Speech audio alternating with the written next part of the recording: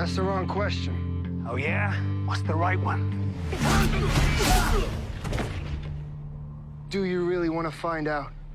There are 25,000 Chinese living in this city, and more coming every day. You do what you have to survive. There's about 100 different ways it can bury you. Someone has to start fighting back. What do you want from me? Loyalty. This city's a powder keg. We're gonna take back our city! They want a war. Let's give them one.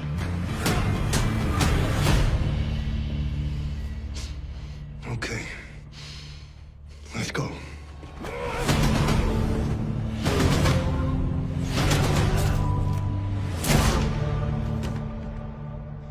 You had that the whole time?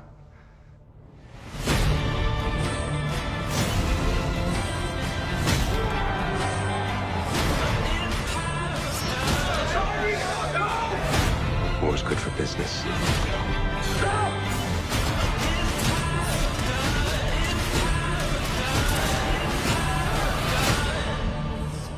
So, how are you finding America so far? Hi everybody, it's Sid from Cool Moviegram, your source for everything about cool film. Be sure, if you're new here, hit that subscribe button, smash the like button, and also check out my other content and let me know your thoughts. And for those of you who have already subscribed and are subscribing, thank you very much. Your support means a lot, and welcome back to the channel. Wow, yeah, this is a series of videos I'm going to be doing through the month of February, which I like to call FU-BRUARY. So I'm going to be covering a lot about stuff, not just reviews, but also covering things about like kung fu movies and just the topic itself.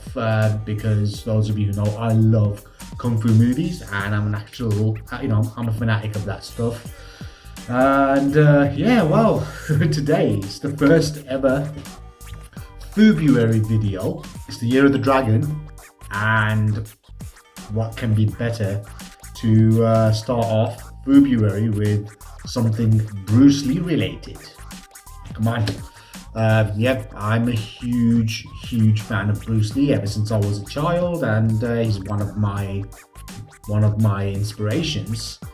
Not just as like someone who studied martial arts, but also as like, for example, in terms of like his groundbreaking kind of like visionary look at filmmaking, and just his whole approach to martial arts, which kind of fascinates me, and even his philosophies and all.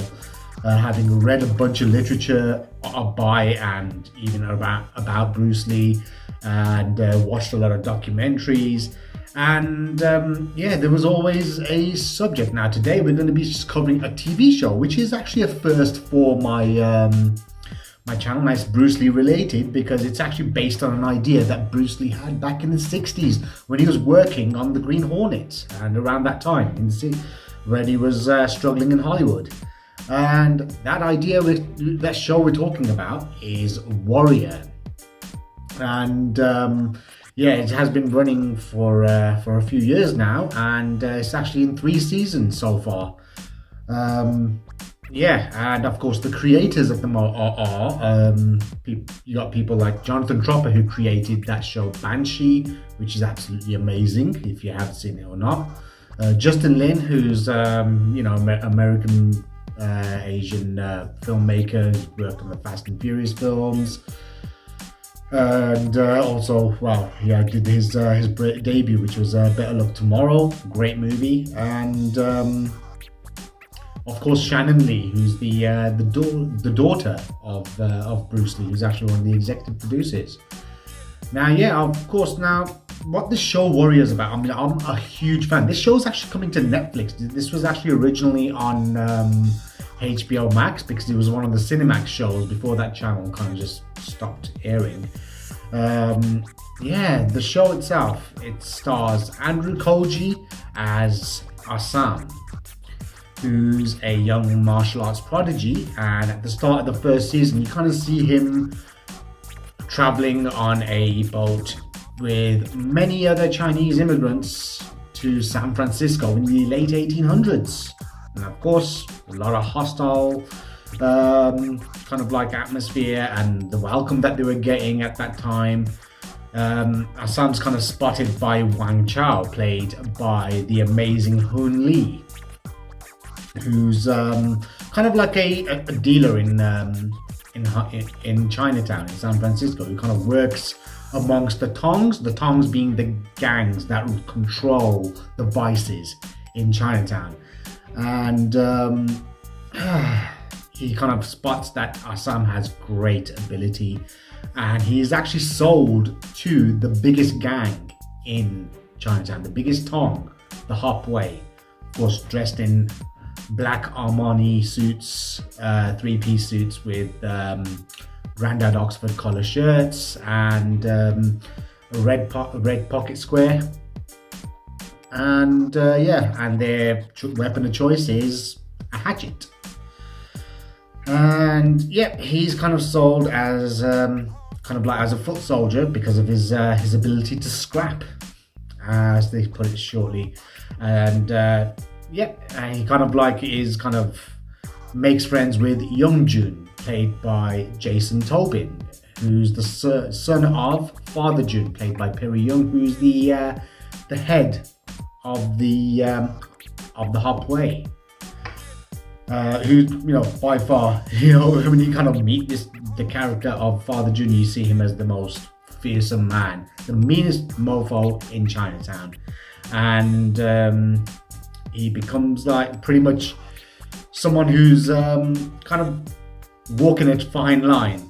I mean, he makes friends with Young Jun, but at the same time, he's kind of like Father Jun does not really see him as kind of as much of a a reliable person. He's kind of like, he's a bit off the rails, and he kind of has this really kind of mean attitude, kind of like, he doesn't really care much, because his main mission, Assam, is actually here to find his sister Zhao Jing. But when he starts inquiring, he is actually kind of led to the rival Tong, which is called the Long Zi, who kind of dressed in more of a more traditional attire in comparison to the Hop Way. And it finds out that his sister Zhao Jing now goes by the name of Mei Ling, played by the ever charismatic Diane Doan, and she's actually married to the head of the Long Zi, whose name is Long Zi. But she's got her own devices. Like, she has her own plans that she wants to kind of to bring, like, more or less to kind of have control over Chinatown and to take over her Tong. And of course, as we kind of get on, we're also introduced to Atoy, who runs a pleasure house brothel, played by the ever enigmatic, amazing Olivia Cheng, and by far, in my opinion, the hottest girl in this show. And she's kind of like at the same, as well as being like, for example, the head, like the madam of this establishment, but she's also kind of like a vigilante character who kind of exacts justice on any kind of like racism that the Chinese immigrants are actually facing, and the kind of aggression that they face from, like, for example, just hate mobs, and the fact that the justice system, being as corrupt as it is at that time, was letting a lot of these kind of perpetrators off with no actual kind of like fair trials. She is exacting her own form of justice. And but at the same time, you see that there's a movement of Irish workers who are led by Dan Leary, who owns a pub named the Banshee. and who kind of like doesn't really take too kindly to the Chinese immigrants, saying that they're taking away all the jobs that should have belonged to the Irish workers, who are kind of out of work, and they're angry and just pissed off people. Bill O'Hara, played by Kieran Bew, is a police officer who's kind of been promoted to head the Chinatown squad, which he doesn't really kind of take too kindly to it. And he also has an officer, Richard Lee, played by Tom Weston Jones, who's kind of has a bit more of a humane approach. And but in the midst of this, we've also got the whole kind of the politics side of the whole situation regarding the Chinese immigrants, where you have a mayor who's kind of like trying to profit from it, along with a lot of the other guys. But Mayor Blake's aide, played by Langley Kirkwood, who's named Buckley, and he's like this very sinister kind of person who has other ideas and has other feelings towards the whole Chinese situation. But the fact is that there's a lot more at play, and Assam is just trying to kind of make sense of like this world around him, and the fact that he's kind of getting involved with like organized crime, dealing with drug smuggling and and all these other vices. But at the same time, he kind of gets involved with Joanna Vanderham's character, Penny Blake, who's the mayor's young wife, who was kind of put into a marriage of convenience. And but the fact is that when they get involved, it kind of creates this kind of like weird tension. You see how these characters develop and how things kind of change between like the dynamics between them. Whereas you see, like, for example, how Joe Taslim, who plays Lee Yong, who's like one of the head foot soldiers of the Long Z, who he's seen as more of an antagonist, like a rival of Assam. But the fact is that as time goes on throughout the show, you kind of see that they're both kind of like similar people. I mean, they're both amazing martial artists, but they all have their own sense of justice of what's right and wrong. And then we have also Dustin Nguyen, who plays Zing, who's kind of like the head of this kind of like a lower tongue called the Fong Hai, who kind of like claim to have more kind of like ancestry and roots leading back to like the Mongol Empire of like Genghis Khan. And these guys are pretty much just a lot more kind of crazy, violent, and they have really zero regard for the rules. But then, as you got all these characters, you got all these kind of like interesting just these personalities that have developed throughout the show. I mean, Rich Ting, who's an Asian American actor, plays a character named Bolo, whose nickname is the Yellow Demon, who kind of is one of the foot soldiers for the Hop Way. He just doesn't really tend to take a liking to Assam, and but the fact is that it's just you got him, you've got Jenny Ayumi Umbao, who plays Lai, who's like a mute girl who's taken in by Atoy, and she kind of works as like kind of a maid at the brothel. But the fact is that Atoy kind of sees her as like kind of like a daughter, one of her children. She has this kind of very motherly kind of relationship towards her. And the fact is that even though she can scrap, but the fact is that she's still quite young and impulsive, whereas Atoy sees this as a chance to kind of mold her into something, to realize her potential. And this show itself now, oh wow, I mean, the characters are just so well done. I mean, the performances, everyone in this show, I mean, this is one of the shows that I've watched where, as I've seen it go on, no one's given a bad performance. I mean, even for example, like in the second season, you got characters like Hong, played by Chen Tang, who kind of like brings this really kind of like vibrant, crazy martial arts kind of guy who loves to scrap. But the fact is, he's homosexual. But then, he kind of, brings a bit more kind of like a humane side to him. And then you've also got Mark Dacascos, who joins us in the previous season as kind of like a lower tongue kind of leader named Kong Pak, who kind of makes an alliance with the Long Z as time goes on.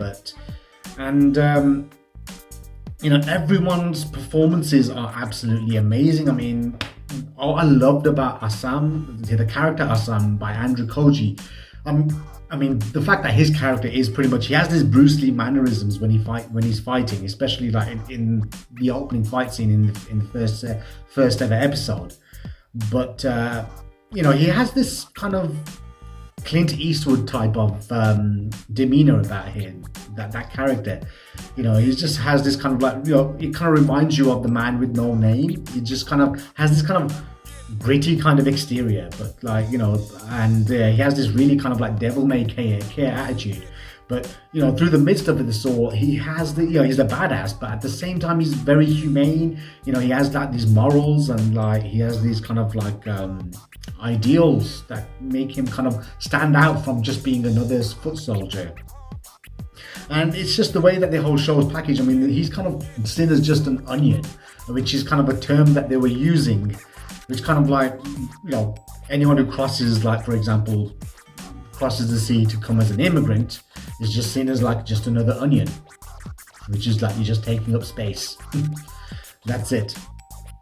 Whereas, I mean, they call, like, for example, the white settlers, like the Irish and the British settlers and whatnot that were around at the time as well, that came, they're kind of like seen as, they call them ducks. And the part of town where all the white people kind of like, the white kind of like population lives, they call that the pond, which is pretty cool. And it's just such a great show. I mean, the performances are great. I mean, Jason Tobin is absolutely, really kind of fun as like, as Young Jun, who's kind of like this reckless kind of guy who enjoys partying. He's, he'd rather be kind of like getting laid or getting sticky, as his character puts it. And, he'd rather be having fun, getting drunk, and, rather than kind of being like this kind of, business-minded person. Whereas he's like the total contrast to his father, Jun, who's the head of the town, who's just really kind of, just a guy who's seen so much, but the fact is it's made him tough as hell. And, I've even said it to him, as I said, he's the most he's the meanest guy in Chinatown, especially in that show. And he kind of like, he has this kind of aura about him that commands respect. I mean, Diane Dowan is like, just makes for like an amazing kind of villain, but at the same time you see a different side to her, like kind of as well as like, you see like the reasons why Dean S. Jaggers Leary is doing those things. He has his motivations, but it all kind of it all kind of develops into these kind of different relationships and kind of like different circumstances for these characters as the show goes on. I don't want to spoil it because this show's coming to Netflix on Friday the 16th. I've seen all 3 seasons. I own the first one on Blu-ray, but they haven't released the second and third yet. Which, I'm a physical media nut, and I just love to have like the actual kind of, just a physical copy of it. And how, this show itself, I mean, Bruce Lee did kind of come up with the idea of Assam the Warrior, which was kind of like pretty much the same story where, a man crosses the salt, as they call it, the water, the ocean, they call it the salt. He crosses the salt to actually, to look for his sister, but then he ends up kind of getting embroiled in all this kind of like, these problems with gangs in Chinatown, the Tongs. And it probably would have been more episodic if it was actually commissioned and filmed in the 60s. And it was kind of more focusing on, like, for example, the character Bill O'Hara, played by Kieran Bew, and Assam, and how they kind of form kind of a mutual respect and a friendship between one another. And you know, the fact is that it's kind of interesting because even the cops here, it's like, for example, you know, you get kind of, they're presented in like a light of like there's some good and there's some bad, and like it just kind of like goes hand in hand, as well as the politicians, and everyone's just out to make a buck. But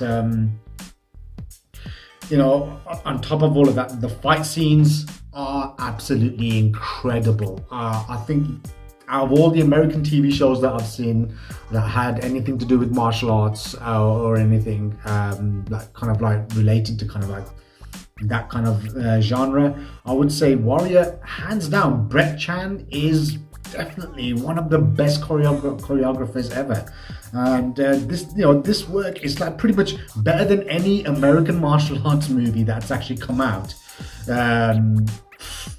for decades. It's like this martial arts choreography is just absolutely incredible. You know, it's just really kind of like let loose. And the fact is that maybe because they never had like a bunch of like executives kind of like restricting him, the fact is that you got people like Jonathan Tropper and Justin Lin. I mean, these guys are like huge fans of Bruce Lee, and you know, because they heard about this idea, and the fact that Shannon Lee actually just found her late father's treatment of the show, and you know, it's actually, you know, such a great thing that they kind of developed this whole idea around it, and because they've made such a compelling show with kind of like characters that are very gripping. The storyline just kind of, it starts off really just with a bang, and it just kind of keeps on going. That's especially the first season. Now the second season, I mean, of course there's not really a whole bunch of like, you know, the same kind of action that you get used to in the first season, but the fact is there's great action sequence, set pieces throughout, but the fact is there's more kind of room for the characters to breathe, and which is why you kind of get more invested in it as well. The fact is that you kind of see the reasons for why people are doing certain things, and you know, and even the third season just kind of builds more upon it, and every season it just kind of ends with like, okay, you know what, we need to see more. We need to see, for example, where this is gonna go, and you know, how the stories end. And it's, I mean, without spoiling it, I mean, I just think like, especially with how the last season ended, like season 3, I'm thinking, oh my god, there has to be another one. There has to be another season, and that can only happen if, like, for example, once it comes onto Netflix, I would like, you know, I think everyone should just kind of just jump on the bandwagon, just keep on just watching this show, you know, back to back, just go through this whole thing. I mean, I'm going to be binge watching this on Netflix when it comes out on it, even though I've seen it already. And I think I've watched like season 1 and 2, I've watched like maybe 2-3 times a piece. And the third season I've only seen once yet, but definitely now the fact that all 3 seasons are going to be on Netflix, I'm just going to kind of just carpet it, you know what I mean? Just completely just binge watch it through, in between all the movies and everything else that I'm watching in order to review for this channel. But definitely I'm gonna go through with this, and yeah, I'm gonna definitely watch it, because, you know, this could develop into another Cobra Kai kind of like success on Netflix, because Cobra Kai kind of was bought off like YouTube Red, I think it was called back then, which was like their kind of streaming service. The fact is it went on to Netflix, it became like an even bigger show. So you know, this does have the potential, and, you know, when it comes to ratings, it's 5 out of 5 for me. I mean, Warrior is a 5 out of 5 show. Definitely worth watching. I mean, if you're into the martial arts, yeah, you'll love it. Like the intricately amazing kind of like choreographed fight sequences, from the great one-on-one fights, the kind of like, you know, the brawls and scraps with like multiple people, like especially like when they kind of like have like a showdown in Chinatown. And there's a lot of nods to Bruce Lee in this as well, which is kind of like, you know, as a nerd, as someone who kind of like grew up like imitating Bruce Lee, as like, you know, watching films like Enter the Dragon, Fist of Fury, Big Boss, Game of Death and whatnot, and Way of the Dragon, you know, you kind of, you know, you're in awe. This is like kind of like, just brings that kind of like, wow, you know, it's that wow factor. It's just becomes really great. And the fact is that I think if Bruce Lee was alive and if he was still with us right now, he would definitely, he'd watch this show and he'd be like, wow, you know, he would think that, you know, you guys have done an absolute amazing job with the idea that I had. And, you know, it just works so well. And, you know, makes you think, because Bruce Lee also, he had written a screenplay called The Silent Flute. I think it was James Coburn and David Carradine ended up being in the film, because the film was rejected when Bruce was in Hollywood in the 60s and 70s, and then they I think it was after his death and such, they kind of like you know, turned it into a different project, which was called Circle of Iron. But you know, from my memory, just I don't think it was handled that well. Maybe, I mean, I would like to see maybe a new kind of like, maybe by, you know, Jonathan Tropper and Justin Lin, these guys, you know, the ones who've been working, you know, with so much dedication to War on Warrior. I think if they were to take The Silent Flute and maybe kind of like give that script kind of like that revamp again, and you know, they could just hit gold once again. I mean, this is like lightning in a bottle, this show. And you know, I've kind of like, I've recommended this to so many people when I told them about this. And I remember one of my closest friends who was working at my previous workplace, I told him about this show because he enjoys martial arts, but he's not a huge kind of like, not as much as I do. But when I showed him like the trailer for this, because he was looking for a new show to watch, and he says, this looked kind of badass. And he had actually, at that time, there's only one season, and I told him the season 2 is coming out, and he actually binged like the first season within a few days, and he said, oh, I want more of this show. He goes, this is absolutely incredible. It was just such a great show. I mean, the characters, the performances, everyone's just absolutely incredible. There's perfect casting. And, you know, especially some of the newer characters that come into play in the 3rd season, as well as his new love interest. Everyone just does absolutely incredible work. There were a lot of fans who petitioned. I was one of them as well, who signed petitions to kind of like bring Warrior back when they moved the first 2 seasons to HBO Max. Of course, we don't get that streaming service here in the UK, as far as I'm aware, but definitely, I mean, the fact is that this is a show that needs to be seen to be believed. It's just like, I mean, when I've told people how good it was, they said that, oh, you're hyping it up way too much. But then when they watch it, they're like, this is actually worth the hype. And I think at my current job where I'm at, I mean, one of my ex-employees, he was the only person that I know that knew about this show. And he said, he introduced it to his wife, and his wife has said that this is the best show that she's ever seen. I mean, this is how, like, you know, when people find out about this, it's just, you know, it is like one of the best like martial arts shows ever made, without a doubt. I mean, it's not just based on the martial arts choreography, which is perfect. It's actually, you know, it's brilliantly brutal, well acted, well written, you know, well directed, and you know, every kind of like every shot, for example, it just brings the location to life. The sets are just looking absolutely incredibly kind of like, they have that kind of gritty, raw feel that you probably would have felt if you were in the 1800s, I reckon. I mean, that just, it has this very realistic, earthy feel to the sets as well, which kind of brings out the performances. For example, it brings out the performances of like these characters. They kind of, it just looks very convincing.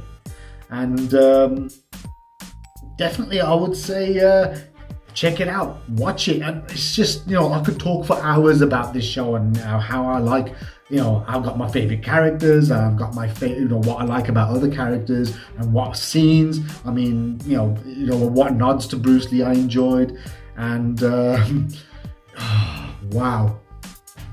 What can I say, man? This is like a perfect present, and I would say definitely you guys need to see this show if you haven't. I mean, I know there's a lot of people I know that have already watched it, but the ones that haven't, trust me, it is that good. When people tell you that the show is amazing, it is amazing.